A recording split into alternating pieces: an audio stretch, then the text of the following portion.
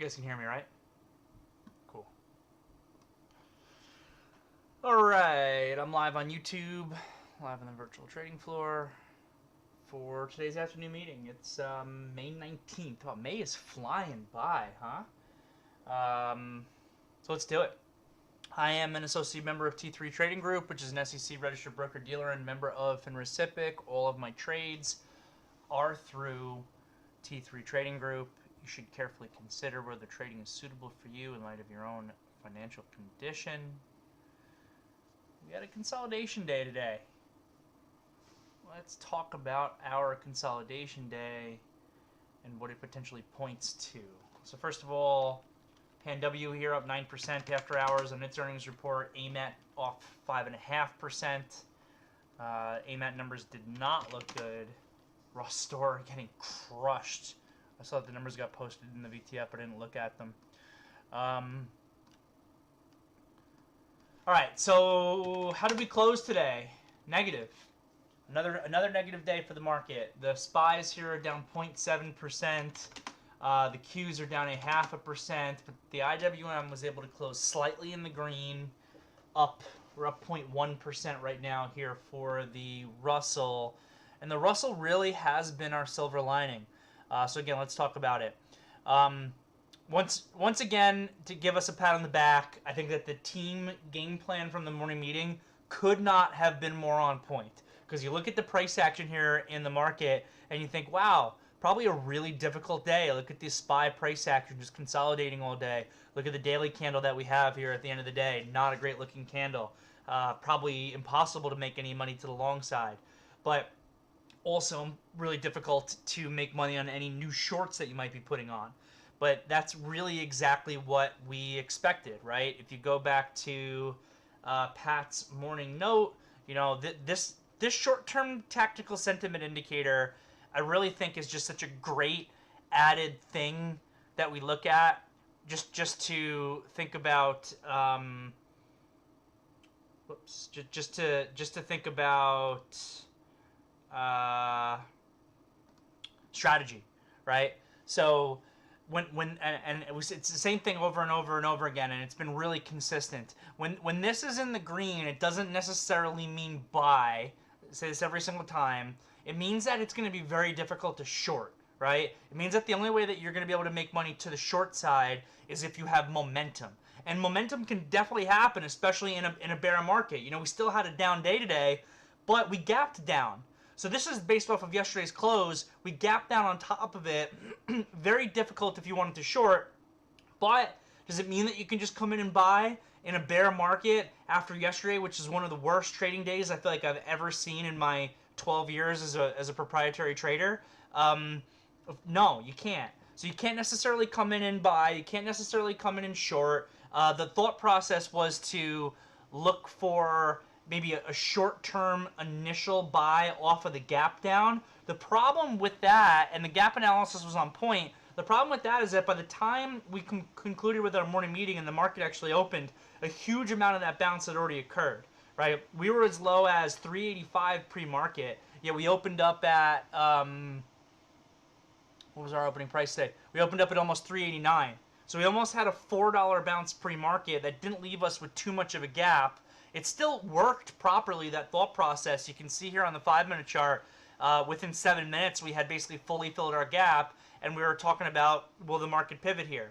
So if you bought relatively strong stocks off the open as per our game plan, it actually worked out pretty well. But this new low coming in was also really difficult. Like, we broke the opening low, but we held the pre-market low. And for even a lot of those good, relatively strong stocks that we were looking at for our longs, the opening low for those stocks broke. People got pushed out of their trades. And then a lot of them still worked. So the focus was definitely in the right area, and there were still some actually fantastic long trades that we were able to put on in the area that was relatively strong, which was growth. And we expected growth to be relatively strong because growth was relatively strong yesterday, right? We went through in the morning meeting today just all of the, pretty much any stock, and PayPal is the one I'm going to first here because Urjo had a great intraday call on a buy in this PayPal. Pretty much any stock that, and it's a lot of these growth stocks, but any one of them that has this straight sideways consolidation pattern in here, that it did not test May 12th lows yesterday, is showing you tremendous relative strength, right? Look at the Qs working its way all the way. Pre-market here was basically making an equal low. SPYs here, pre-market basically making an equal low. Yesterday, the market just fell out of bed. Massive downside candle yesterday for the SPYs. Massive downside candle for the Qs. We all know this, but you type up a lot of these growth stocks, and this just looks like it took a rest yesterday. Looks like yesterday was a boring rest day, when meanwhile the NASDAQ was actually down 5%.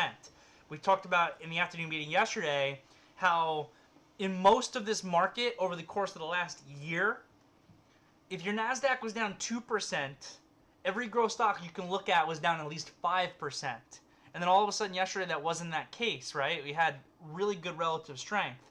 So the thought process was, if the market can give a bounce off of this gap down, which we believe that it probably should be able to do that based on the kind of the data that we're looking at and the degree of extension and us retesting this 385 support, if we're able to at least get some sort of bounce with this market, if the market's able to at least hold up today, which is certainly an if after the weakness yesterday, then the stocks that were most relatively strong yesterday, the stocks that have created a base like PayPal, honestly even like ARK, which is just super, super hated. I was looking at a Path. SoFi was another one. This has just been a huge winner for me recently. Any of these one, NMDM got brought up. I know it ended up not doing too much. Rivian, which we saw a lot of bull flow in yesterday. Roblox, another one that we saw a lot of bull flow in yesterday. If the market could at least hold up, then some of those relatively strong stocks should be able to give follow through. And they did. That PayPal was one of the best ones. Urjo had a phenomenal call out on this candle versus this low, which was like relatively low risk when he called it out. You're looking at like I don't know, 25-cent risk trade here for this degree of follow through, for $4 of upside follow through. That was just phenomenal. Roblox, I know this was more difficult because the market pushed out a lot of the opening lows here on this bigger pullback. This was just the market basically causing the opening low to fail, but the relative strength was still there. I know some of you guys even caught ARK on the way back up. Unfortunately, I think what made the buy a little bit difficult, and I said this already, was just the degree that we had already rallied pre-market by the time the market actually opened. This rally here from this low of like 385 all the way to us opening at like almost 389, that $4 rally. Like if you look at that ARK, I wanted to be buying ARK up through 40.50 to 41. Instead, it opens up above $41. The market gives that early pullback here where opening lows broke. A lot of those opening lows ended up breaking. I know again I know a couple of you guys came back in and bought this back through $41, which is great, gave great follow through. It definitely, the pre-market action made the execution a little bit more difficult today. But we were 100% focused on the right things. That PayPal call out was just phenomenal. And again, almost any stock, this is what we said in the morning meeting, that has this holding pattern here, even as the market just totally fell out of bed yesterday, was something that you wanted to look at just in case the market could hold up. And the market did hold up. But really all this market did was create a bearish consolidation. This is just a bearish consolidation. We spent the entire day resting. So if you go back to, again, one of the things that can sometimes be really beneficial from a strategy perspective, even though the market closed red today, this is most likely going to be out of that green zone, which potentially then sets us up for lower price action tomorrow off that rest, if that rest breaks down. And that's assuming, you get continued weakness from like an Apple. Honestly, the SPYs and the Qs with this, I know it's a bearish consolidation and they are not giving us great looking daily candles. In a lot of ways, they actually held up really well, considering Apple. Apple has just become atrocious here. Apple down 2.3%. down to $137 at this point. Was one of the weakest things that you could find in the entire market today, outside of, like something that's being affected negatively by earnings, like a Cisco. But as far as something that had no new news and is just trading with market correlation, this is maybe like the most relatively weak stock that you can find. And it's also obviously the company that has the largest market cap, so it's putting a lot of weight onto the S&P and the Qs. Only potential maybe silver lining here is that Apple is actually starting to get really extended to the downside. But it's the same thing. The selling is just so orderly. There's no capitulation. There's been no capitulation in this market at all. So I know we've spoken about Apple a lot here on the way down, and what it could potentially mean and the implications for the market. Somebody's got to call up Tim Cook and tell him to step up on that buyback or something, because it's crazy the way that this thing is selling off, even as they're continuing to buy back their stock. So we might be setting up and having a look for capitulation. We have a bearish consolidation day for the SPYs, not a great looking daily candle. We have a bearish consolidation day for the Qs, not a great looking daily candle. They still close negative. One silver lining, maybe, is IWM. I don't like the shape of the IWM candle today. I wish we had a little bit of a lesser tail here on today's daily candle. But this is the only silver lining. The IWM is our leading market. It's been our leading market since November. It let us down first. I've gone over that 1,000 times, so I'm not going to go over it again. And right here, maybe, just maybe, the way that it is holding up is a signal that the rest of this market, if we can just wash out some of these staples and wash out Apple a little bit more, that we could be nearing some sort of bottom, maybe. Maybe. It's still not a fantastic looking candle. It's not necessarily signaling to me a higher low. If we could have closed at highs today on this, I would be a little bit more enthusiastic on what I'm looking at.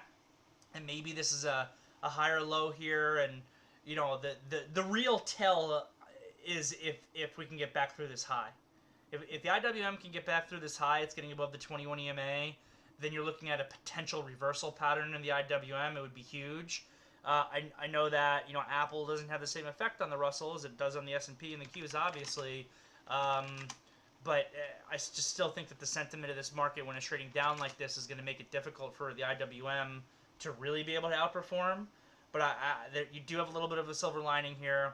We've also discussed a lot the importance of that 170 level that got held. That's your pre-COVID level. Everyone's talking about how the SPY, everyone's talking about it like it's destiny that the SPYs and Qs even have to kind of get back to those levels. I've spoken about why I don't necessarily think that that's the case, right? I've spoken about why I don't think that the SPYs and the Qs are even really the appropriate representation of the market anymore. You've got through the links that Shane provided this morning, there's some really good statistics in there. That I just love seeing that data and comparing it to typical bear markets. We're talking about the average stock in the NASDAQ now is down 50%. The average stock in the Russell is down 49%. The average stock in the S&P is down 28%. I know that the S&P itself is down 18% or whatever it is. Which means we're not in a bear market. I got news for you, we're in a bear market.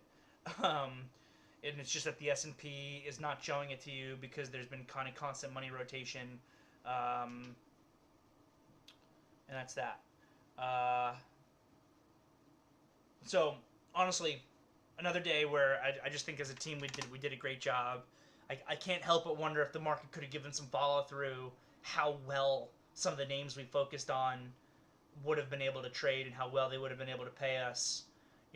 I'm long the market right now, and I did finish negative today, but I think I made more today than I lost yesterday, and that's with the market being negative, right? So it just shows you that by executing well and covering your risk and the strategies that we talk about and positioning yourself properly, that's great alpha as far as I'm concerned. seeing from TG here. How do you interpret ARC being up 4.5% with the SPYs and the Qs down and the IWM flat? Yeah, I mean, so we started seeing the relative strength there yesterday. It's curious. It's curious. I don't want to get too excited when bids are coming in this bear market, when bids are coming in on the most garbage companies that are out there, like these ultimate growth companies. So it just seems to me, and this is what I keep talking about, that we're in a later stage of the bear market. I'm not saying we're at the bottom or it stays the bottom or that last low is the bottom. I'm not saying anything like that. I just keep saying that we're in a later stage of at least this section of a bear market. There's a real chance of significantly further deterioration if earnings start to come down. And obviously we've seen some stocks get wrecked on their guidance. But if we go into a recession and earnings come down, then yeah, there could be a whole nother leg of the bear market. But for at least this stage of the bear market that we're in, I feel like what we're starting to see here, where it's these growth companies are actually able to hold up because there's no one left to sell them, is really what I think it comes down to. And I'm sure you can find some sellers out there, you know, if the S&P gets wrecked hard enough, if Apple gets wrecked hard enough, these things will work their way back down to, you know, ARK will work its way back down to 35 or even make new lows. But it's just interesting that we're starting to see them gun after consumer staples. It's interesting that, you know, we're starting to see them gun after Apple, that we're starting to see them gun after Microsoft. You know, the safe, like Apple is a safety play. This became a safety play. This stock is down less than all of the other FANG stocks on a percentage basis as of this morning. I don't know if that's changed after today's trading session. Yeah, and look how Shop traded. You know, so I don't know. You know, you're looking at Shop that's come down from $1,800 down to $400. You know, so I agree with you. These things are trading at extremely high multiples, but some of these, when you almost can't even look at PE specifically at a company if they've just become, and I'm not saying this is the truth with Shop. I don't follow Shop extremely closely. But like I know I was reading one thing with Path, which is a company that I've been focused on and have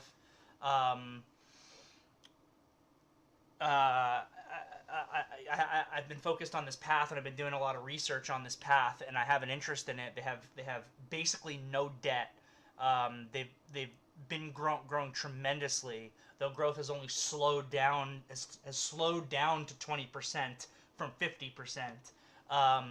But that's as the stock has pulled back from $90 to $16.50. I'm looking at a company that's got no debt, is growing massively, and like their profitability, though, you know, they're not meant to really be profitable yet at this stage of their career. So like their profitability was like $5 million. So if you put a PE multiple on a company that's only made $5 million, but it's a growth story, it's just not going to make any sense. So you know, the flip side of an argument on high PEs is for the company to be able to grow into it. What is the ability of the company to grow into it? So that's what I've been thinking about when I'm now looking at some of these growth stocks that are showing some relative strength in here, but they're down 75 to 95%. The thing to me is I really do truly believe that some of these types of companies are zeros. I don't think that they're all zeros. And I think that when you're looking at them down 75 to 95% at this point with where we're at, you got to start asking yourself, which of the ones here are viable companies that have an addressable market that they could grow into, where they could grow into their multiple, where they can grow into being, you know, strong earners over time. And at 75 to 95% down off of their highs, I think it's the time here where you can start to look into to build into some of them. You know, so for me, I've been looking at, you know, Path, I've been looking at SoFi, I've been looking at pins. I don't have a position in pins, but a lot of people on the team here have been building into pins. Again, Shop I don't follow as closely, but that's kind of where my thought process is going with some of those stocks. Though, without a doubt, they could trade these down further. If we go into a recession, the multiples will compress even further. You know, if they continue to sell off Apple, they continue to sell SPYs, I'm sure that they'll end up hitting those stocks at some degree also. But I just think that where we are in this bear market has changed, because we saw selling in your high multiple growth stocks, and there's a very real argument to be made that the top of the market was actually February 21, and we've been seeing the selling now for over a year for some of these things, though it was only in your SPYs only rolled over at the beginning of this year. Your IWM even, which I think is a better indicator of the actual market, only started rolling over in November.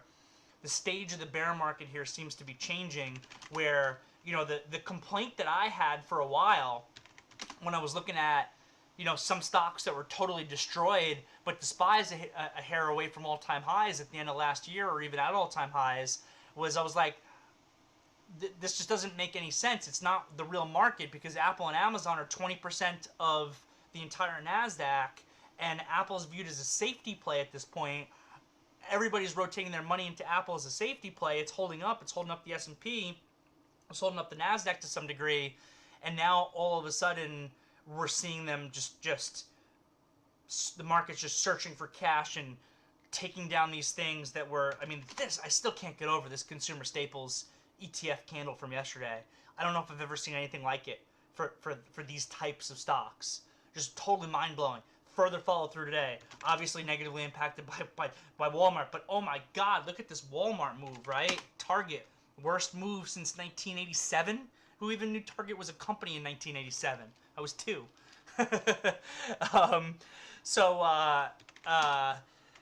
You know, that it just seems to me that we're in a different stage of the bear market. Those types of moves not get more bearish? I'm not sure exactly what your Walmart and Target. I don't know. This is something that we really need to pay attention to. To not get me more bearish. No, I just think that, I don't know. I think that we're pulling money out of the safety plays right now, and I think that's more of an end, like closer to the end.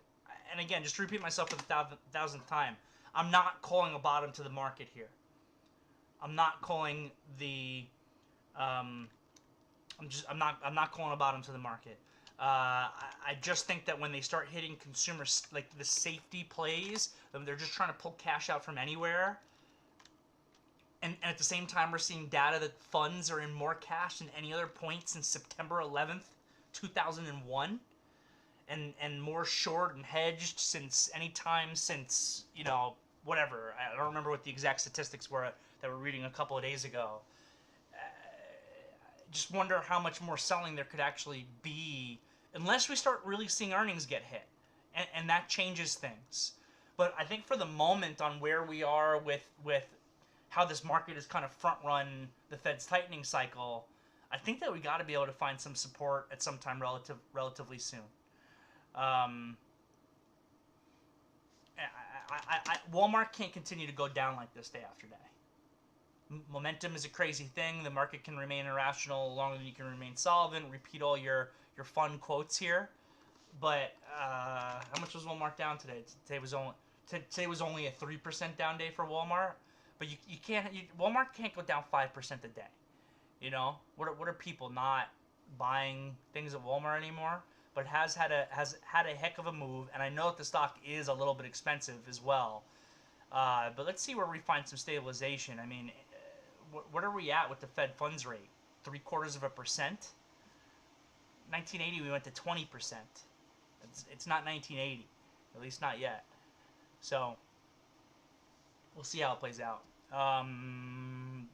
Anyway, that's my thought process for today. And again, just to give the team a pat on the back, the morning game plan was on point. You know, looking for the opening bounce, knowing where the relative strength was going to be, taking advantage of that relative strength, but also recognizing that it'd be difficult to get any real fall through to the upside with the market. At the same time, you can't be shorting today. You need to be short from yesterday if you wanted to do that.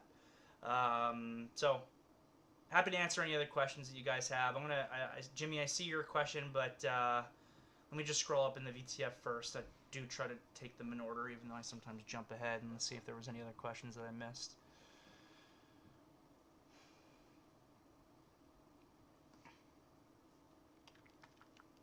CRWD also reported it's up a little bit. Okay, it's good to know. Apple was atrocious today. Answered TG's question already. Spoke about PS's comments already. Spoke about... All right, Jimmy, we are up to you. Why do I consider the IWM to be a better indicator of the health of the market than the other indices? It's what it's composed of. It's composed of, you know, these more mid-cap type stocks. There's more, you know, diversity in this index. And the problem with the SPYs and the Qs is that, you know, you're looking at all indices here that are weighted by market cap. So, like, the perfect example with the NASDAQ, and it's a little bit less so in the S&P, but the perfect example with the Qs, Apple and Amazon are, I think, 19%. Just those two companies are 19% of the NASDAQ. So if Apple's selling off, I wonder what the math would look like as on an experiment if, let's say that every single stock in the NASDAQ was green 0.1%, a very small amount. How much does Apple have to be red for the entire NASDAQ to be red? I bet it's not like a ton. So what it does is those market caps of those companies, I think, distort what the SPYs and the Russell actually kind of tell you about the overall health of the market. Again, like, look at the statistics of, and I know the NASDAQ itself is now down 30% or whatever because they finally started to hit the big boys. But look at the statistics of the average NASDAQ company being down 50%. The average Russell company being down 49%. And the Russell, this really hit me like a, you know, like a ton of bricks at some point here over the course of the last couple of months, and I'm annoyed at myself for not really noticing it earlier. This IWM has led us, which is what I think is important. The IWM topped out first. This was another thing of my frustration in December, was I remember looking at the Russell, right? We had this false breakout. We broke out here at the end of October, early November. We had a false breakout above 230 that led to this huge move that then was 100% negated. And I remember even here, before we gapped down here, I remember even here going, oh, this is not good. Like, yeah, it was over the course of a month almost. But we had a false breakout in the Russell that then was 100% negated. And when you have a false breakout, what does it usually lead to? It usually leads to a move in the opposite direction. So I'm like, that's not good. But you saw no indication of that in the SPYs or the Qs. And then we gapped down. And by the end of the month here, by the end of the month of November, this is the S&P still making highs on the year, all-time highs. The Qs are still making all-time highs. By the end of November, what percentage was the Russell down? I don't exactly remember, but let's just see here. It looks like the Russell, and then we got whacked on December 1st. But just, let's say the last day of November here, so this is like a 3-week process here, because the first week was green. We closed at 218.17, and the high was 244.50. I don't know, who's good at percentage math that can tell me off the top of their head, move from, let's just call it, you know, 245 to, and we even closed off the lows on that day. So let's just say 245 to 218 is how far the IWM was on a percentage basis off all-time highs. And we could see it in the underlying, right? There were a lot of stocks. I remember this November, especially if you looked at, like, growth stocks, which I know could be a little bit different. But I remember, like, November, the month of November, those growth stocks all got cut in half that month. Like, it was ruthless. That's what the IWM is showing me. I remember talking about it. Like, this market, guys, is not looking healthy here yet. If you only look at the S&P, okay, fine, a little bit of a baby pullback, you know, into the end of November. Immediately we're back at highs, pullback, new highs. Qs, same thing. A little bit of a baby pullback, back to highs. A little bit of a pullback, back to highs. You know, we're pretty much making all-time highs, and we are making all-time highs in the SPYs. We're pretty much there in the Qs. The IWM showed us that not everything was good under the surface. That was the leading indicator here. And then eventually the SPYs and Qs caught up, and the IWM had a ruthless January. And then again here in March, though, we saw the IWM begin to hold up better in the first half of March. Like look, you can just kind of roughly eyeball. Look what the SPYs were doing. Look what the Qs were doing. And the IWM was kind of more in a consolidation pattern as the SPYs were making new lows on the year, the Qs were making new lows on the year, and then that led to this massive short squeeze bounce. Recognizing the relative strength showed you that. And then it was same thing back here in April. I remember very specifically noting the relative weakness in the IWM on April 5th here. And going, ooh, that's not good. This is about the time when I really started to notice, maybe a little bit before it, like this IWM as a leading indicator concept compared to the other indices has been leading the market. It's probably not always that way, but it's been this way recently, where we started to lose the IWM kind of first here, and it gapped down. That's where the weakness was. And then, you know, the SPYs and the Qs just started to have no chance of being able to hold up once the Russell was starting to take its turns lower. And now, again, all of a sudden, maybe these last couple of days here, we're seeing actually some strength in the IWM. Not to the point where I'm ready to call it a higher low or a bottom or anything like that, but we're seeing some strength in the IWM. You know, SPYs just made equal lows pre-market today. Qs just made equal lows pre-market today. SPYs and Qs made new lows on the year as a closing basis today. IWM did not. So we'll see. We'll see if that's going to be positive information as an underlying cause and effect type situation here or not. From Mike here, kind of like what Dio was saying this morning, the S&P and the Qs are hiding the reality of the market because of their weight in certain names that aren't beaten up. Yeah, for sure, Mike. You know, and again, today the market didn't seem too bad to me, to be honest with you. I know that we still had a you know, solid down day here for the market, 0.6%, but Apple was down 2.2%. You know, it's the same thing as mega cap Apple just weighing on the Nasdaq, weighing on the SPYs. It seemed like the average stock that you were looking at today was trying to catch a little bit of a bounce, was trying to hold up a little bit better. You know, again, you can find charts like a PayPal. Look, I'm not going to make an argument that PayPal has been a good stock. No one's doing that, right? $309 down to $80. But when you start to see this hold up here as they sell down Apple, all I'm going to say is it's something to take notice of. And all I'm going to say is that us taking note of it led to us focusing on it this morning, which created for the right stocks to focus on the long side to be able to make money. Today was a really hard day if you just look at the SPY price action to make money long or short. Yet, I had a great day. It sounds like a bunch of you guys had pretty good days today by being able to, you know, as a team here pre-market, recognize that these things held up well and recognizing that maybe we can go to these today if the market itself could just hold up. Let alone if, God forbid, the market could have given us some actual upside follow-through today. Next from Eddie. If the SPY does indeed go to 350 cent. I'm losing it. It's been a long week. Another long week. 350. Yep, that's where, well, we started at 340, but okay, 350. 350, 340, whatever, close enough. Getting pretty close-ish at this point. I remember, not to not answer your question, but I remember like looking at this like maybe head and shoulders pattern up here in the market and saying to myself like, all right, 450, 480, $30 of downside from there. That brings us to 420. And I remember up here being like, wow, 420 is just so far away. Just so far away for us to get to 420. And now here we are at 390 and I'm saying to myself, you know, 350 doesn't seem that far away. But let me read the rest of your question.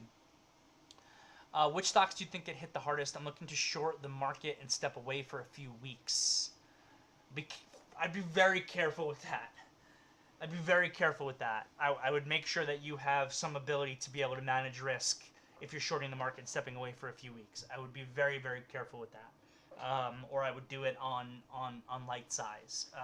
I think even if you're right, I don't really fully support the idea. And the other part is to then directly answer your question, which stocks to focus on. I want to say you want to focus on what's relatively weak, but what's relatively weak is evolving. It's very hard for me, honestly. Look, we discussed in the afternoon meeting the other day the possibility of Apple going to $100 and recognizing that it is a real possibility. Even with it being a real possibility that Apple goes to $100, it being Apple, it having the buyback that it has, it having the cash that it has on its books, I know that all it needs is multiple compression to get to $100. I know that because what got it to 180 was multiple expansion, and multiples compress in a rising interest rate environment. I know it's very possible, but Apple's your most relatively weak thing. I can't tell you short Apple and turn off your computer for 2 weeks. I can't have I could not have the confidence to be able to do that. You know, nor could I do that with, you know, consumer staples or Walmart or Target. I can't say short these companies and go for a walk for 2 weeks. So to answer your question, I genuinely don't know. The concept, honestly, of shorting and going away for 2 weeks is something I struggle with, period. I guess I would start by saying that. And then secondly, to do it in these relatively weak stocks, I think is so hard. Especially, you know, again, you got to have your risk management in place, because we know the market dynamic information is, even though the market hasn't been able to give a rally with it, the dynamics of this market are similar to what they were in mid-March that led to this bounce. So even if you're there, you could even be right and have Apple go to $100. And look, the 21 EMA is at 153. It is not impossible at all for Apple to go to $100, but go to 153 first. How long was this mid-March rally here? 2 weeks? How long are you planning on being gone for? Well, what if the 2 weeks you're gone is this, and then you're right? I just think that what you're describing is very, very difficult. Enjoy your trip. go home flat. don't do what I do. So what I do is maybe the worst of both worlds. When I go away, I bring the computer with me and I trade the open. So I'm still monitoring it. You know, so then it's not really a true vacation, I guess. But I'm still able to monitor the positions and position myself kind of for what the market is doing, and maybe I can even pay for my vacation. So I hope that helps, Eddie.